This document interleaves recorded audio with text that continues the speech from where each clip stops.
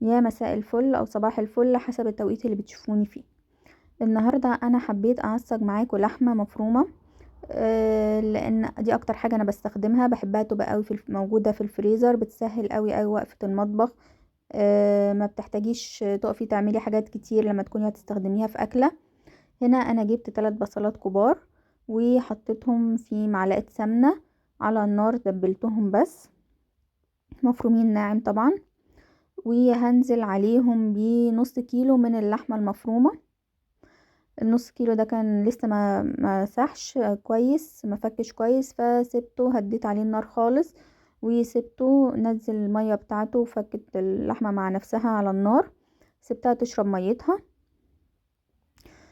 نزلت بقى هنزل بقى بالبهارات اللي انا بحب قوي احطها على اللحمة المعصجة.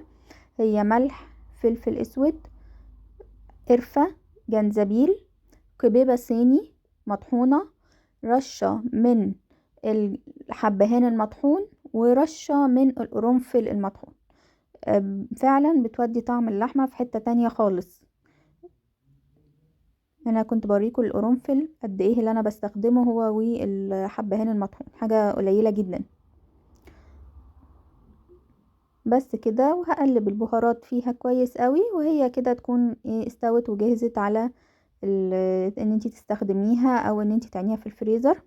انا سبتها طبعا تبرد وبعدين حطيتها في اكياس وعنتها في الفريزر. ولو عجبك الفيديو سبسكرايب ولايك للقناة.